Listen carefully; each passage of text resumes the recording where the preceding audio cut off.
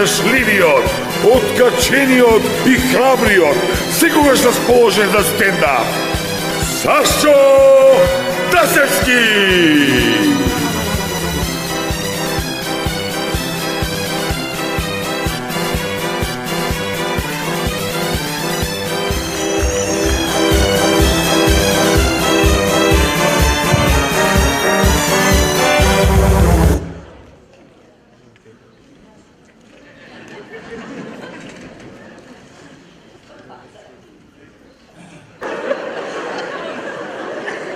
Според тоа, како викаат жените за време на сексот, оргазмот се дели у неколку категории, а сега нема да ви ги кажам сите, ќе кажам неколку од нив. Еве, например, имате прво самоубиствен оргазам. Тоа е она, ти ја сексаш, а она ти вика: удри ме по газот, удри ме, немој да ме штедиш. Немој да ме штедиш кога не си ме правел. Ајде сега искуби ме како кокошка. Искуби ме како кокошка и надени ме на раженот. Така. Мавни ми сега бокс. Немој да се тепаш толку силно, грубијан еден. Имате после овој наркомански оргазам. Тоа е она. Ти нели ја сексаш, она... Ау, човече, како ми го ставаш, еј. Ау, ова како тебе до сега никој не ми го ставал. Ау, човече, ти ко ми го ставаш, треба не расте. Ау, човече, како го ставаш? Шо? Уште не си ми го ставил? Па стај ми го веќе еднаш, немој да ми го губиш времето. Али мене ми е коњак оној музичкиот оргазам.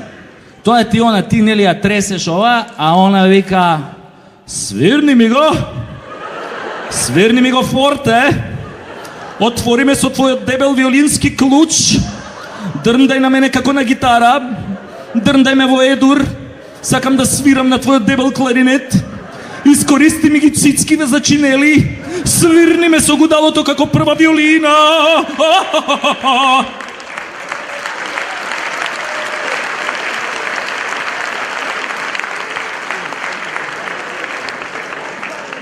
Кога сме кај првите виолини, оваа првава виолина на СДСМ сака да биде прва виолина на државата.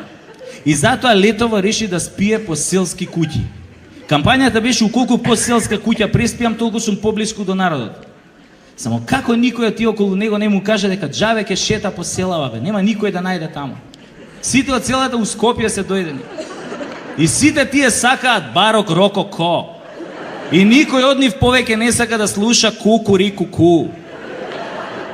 Без разлика од него, па овој другиот неговиот опонент, што е на власт, овој Луј први Портокаловиот. Он не е толку не идиот да иде по селски куќи. Он си идеше на инвестицијски роудшоу, прво у Русија, после у Америка. Нама ко бил со свитава во Америка, американциве погрешно разбрале, сватиле дека овие не доаѓаат на инвестицијско роудшоу, туку на родео шоу, па ги зајавале. После некако се разбрале, ама било касно. Барем, нели, за овие нашиве. Инаку, минатата година помина во знакот на тепачките во новите аутобуси. Значи, албанци ќе влезат, ќе дојат на некоја рисијанска линија, ќе влезат во некој аутобус кај што има македонци, ќе ги збумбарат од ќотек. После некој ден имате вратка Мило за драго. Доаѓаат, нели, македонци, влагаат во аутобус пон со албанци и прават реденка таму. Овие на медиумиве кажуваат, вика, овие што тепале биле насилници. Абе, луѓе, тие не се криви што се тепаат у новите кинески аутобуси. Криви се тие што ги купија. Купија кинески аутобуси и сега се чудат зашо патниците во нив се тепаат со карати и со шипки. Па тогаш нека купеа француски аутобуси, ке се тепаат со лепези. Така да подобро што купија кинески аутобуси. Замислете што ќе беше да купеа грчки аутобуси. Па тогаш секој ден на аутобусите ќе имаше геј парада. Али, пошто нели тепачки аутобуси, народов нели изгуби желба да користи јавен превоз, нели така? И сега владава мора да направи кампања да врати довербата на патниците во јавниот превоз. И јас еве тука сам се нудам да помогнам со рекламни слогани за таа работа. Еве, например, смислив еден ваков слоган со кој што ќе се врати до вербата на патниците во јавниот превоз. Вака иде. Ако преживеете 2 возења со двојка од Сарај до Аутокоманда, третото е гратис.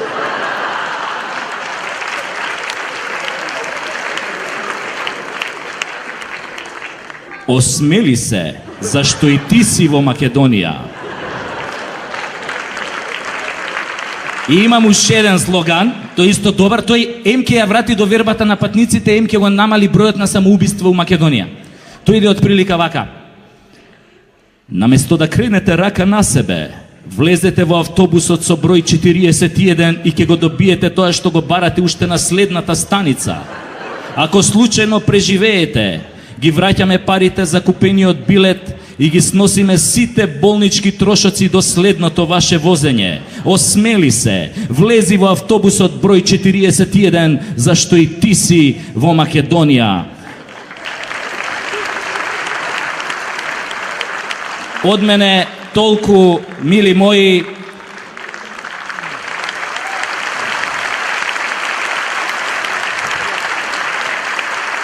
Добро е што главата се уште ви стои. Фала.